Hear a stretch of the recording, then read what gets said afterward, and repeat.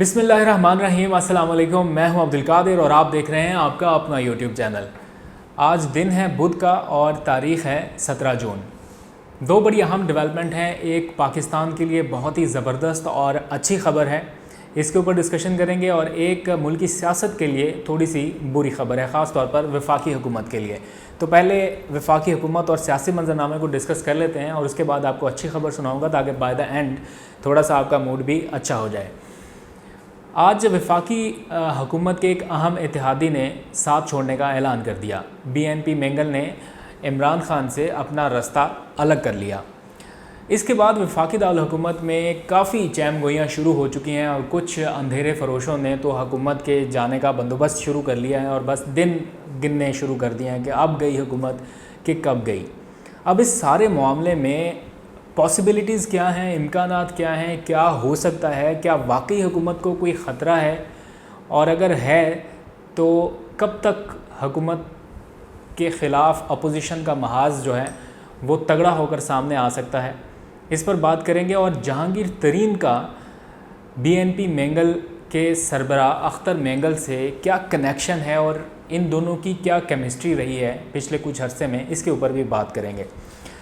शुरू करते हैं 9 अगस्त 2018 से, जब वज़ीर-ए-आज़म इमरान खान ने अभी अपना हल्फ नहीं लिया था। उस वक्त ज़रूरत थी इत्तेहादियों की, तो बहुत से इत्तेहादियों के साथ जहांगीर तरीन साहब राब्ते कर रहे थे और उन्हीं में से BNP मैंगल भी थी, जिसके पास इस वक्त कौमी असम्बली में 4 नशिस्तें हैं। इन 4 नशिस्तों के इवज़ हुकूमत पाकिस्तान ने BNP के साथ 6 नुकाती मुआहिदा किया और उन्हें ये यकीन दिलाया कि हम बलूचिस्तान में तरक्याती कामों से मुतालिक जो आपके 6 मुतालबात हैं उनको पूरा करेंगे और बदले में आप वज़ीर-ए-आज़म इमरान खान के लिए वोट जो है अपना वो हुकूमत को दें। तो मामला तय पा गए और उसके बाद 6 नुकाती जो मुआहिदा था उसके ऊपर दस्तखत हुआ, जिसमें सबसे अहम एजेंडा लापता अफराद की बाज़ियाबी से मुतालिक था।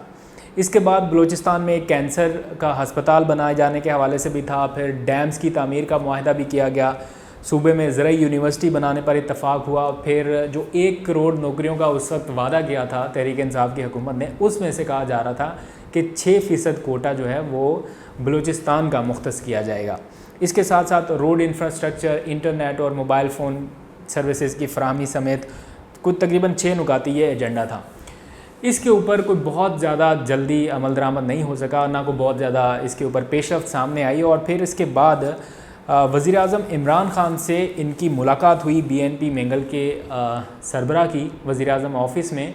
और उनसे ये मुतालबा दोहराया गया कि आपने जो हमारे साथ मुतालबे किए हैं इनके ऊपर अमल दरामद यकीनी बनाया जाए। अख्तर मैंगल साहब ने सिर्फ वोट इमरान खान साहब को दिया और कुछ दिन के लिए वो पार्लियामेंट हाउस के जो हुकूमती बेंचेस हैं उनके ऊपर बैठे, और उसके बाद कुछ दिन बाद उन्होंने अपोजिशन को ज्वाइन कर लिया और वो अपोजिशन बेंचेस पर ही बैठने लगे। ना तो इन चारों अरकान असम्बली में कोई भी इनका रुकन वफाकी वज़ीर है या इनकी जमात में से ना कोई सूबाई वज़ीर था। बग़ैर वजारत लिए इन्होंने हुकूमत को ये मशरूत पेशकश की थी कि वो हमायत करेंगे और बदले में इनके 6 मुतालबात पूरे किए जाएँ। अब वो 6 मुतालबात हुकूमत की सुस्ती कह लीजिए या और कई रुकावटें हायल रहीं, जिनकी वजह से उनके ऊपर कोई बड़ी पेशरफ्त नहीं हुई और बार बार परवेज़ खटक और जहांगीर तरीन साहब इनके साथ राब्ते में रहे और मामला खटाई में पड़ता रहा। एक बार इन्होंने तरक्याती पैकेज का मुतालबा किया वज़ीर-ए-आज़म इमरान खान से, और उस वक्त कोई 25 अरब के लगभग एक पैकेज जो है वो वज़ीर-ए-आज़म की जानिब से अप्रूव किया जा रहा था। तो मैं उस वक्त पार्लियामेंट हाउस में ही था और जहांगीर तरीन साहब इनके साथ राब्ते में थे और जितने भी सारी नेगोशिएशंस थी वो जहांगीर तरीन साहब ही कर रहे थे। मैंने उनसे पूछा कि आप 25 अरब रुपया दे रहे हैं, सिर्फ 4 इनके अरकान असम्बली हैं, तो ये तो बहुत ज़्यादा रकम है। मतलब आप थोड़ा इनसे नेगोशिएट करें, या आपको लगता है कि ये 25 अरब रुपए की रकम देना फ़ेयर होगी? तो उस वक्त ये समझाने के लिए बताया गया कि हुकूमत के पास बहुत ज़्यादा अक्सरियत चूँकि नहीं है, इसलिए एक भी इत्तेहादी यहाँ से खिसका तो ये पूरी की पूरी बिल्डिंग समझे नीचे आ जाएगी और फिर हुकूमत शायद ना बच सके। इसलिए एक एक इत्तेहादी को इंटैक्ट रखना बहुत ज़रूरी है। आपने देखा होगा MQM के भी अलग से नखरे रहते हैं हमेशा, और हुकूमत उन नखरों को भी बर्दाश्त करती रही है। इसी तरह ہر طرح سے یہ کوشش کی جاتی رہی ہے کہ جو حکومت کے پاس اس وقت 4 اتحادی جماعتیں ہیں، جن میں MQM ہے، PMLQ ہے،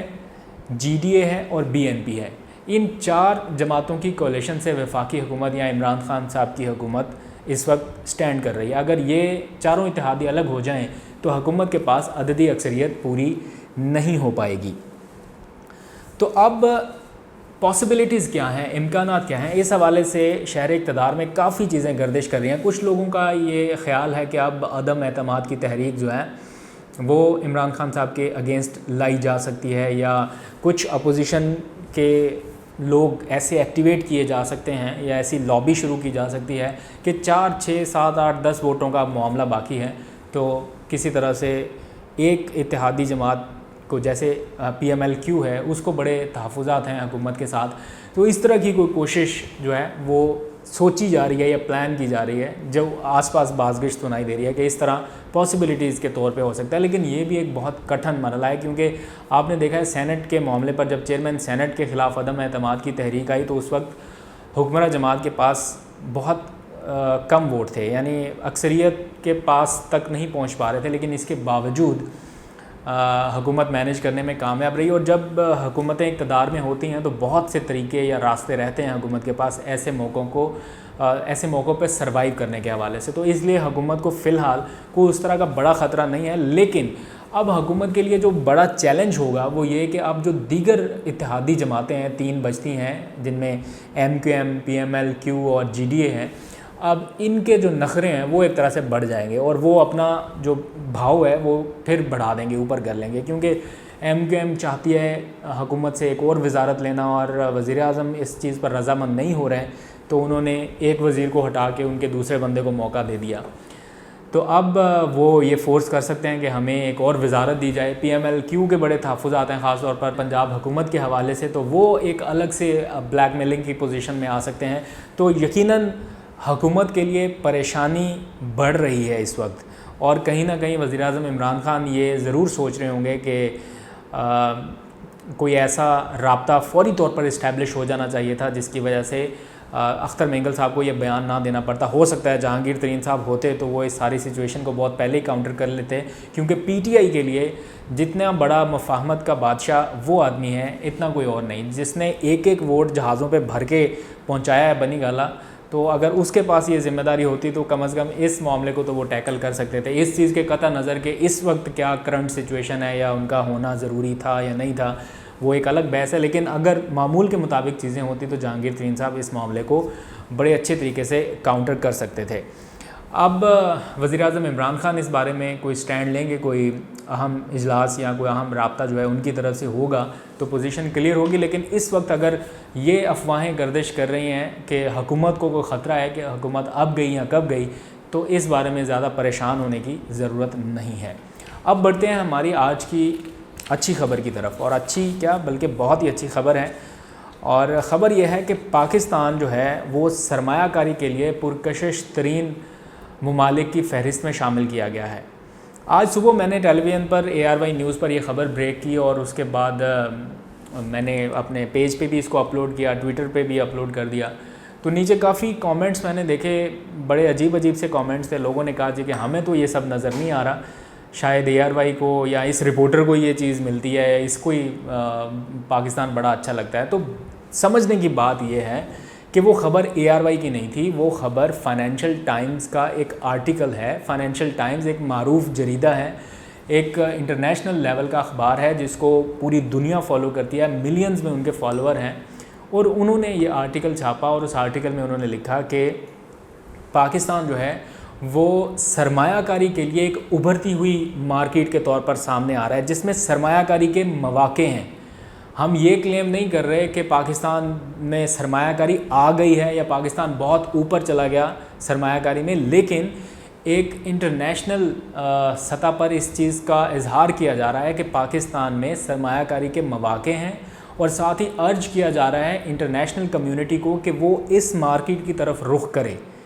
تو اس طرح کے اخبارات جو ہیں وہ اوپینین میکنگ میں اپنا بڑا زبردست اور اہم کردار ادا کرتے رہے ہیں ہمیشہ ماضی میں، اور اس طرح کے اخبار میں پاکستان کی مارکیٹ کو لے کے یہ خبر چھپنا کہ یہ سرمایہ کاری کے لیے بہت موضوع ہے، اگر عالمی سرمایہ کار چاہیں تو پاکستان میں سرمایہ کاری کریں، ان کو فائدہ ہوگا۔ اور یہ اس صورت میں یہ آرٹیکل چھاپا گیا ہے جو پچھلے کوئی 18 ماہ میں کوششیں کی گئی ہیں ایز آف ڈوئنگ بزنس کے حوالے سے۔ سرمایہ کاری ابھی آئی نہیں ہے، لیکن سرمایہ کاری کو لانے کے لیے جو راہ ہموار کی جا رہی ہے یہ اس حوالے سے بات ہو رہی ہے، اور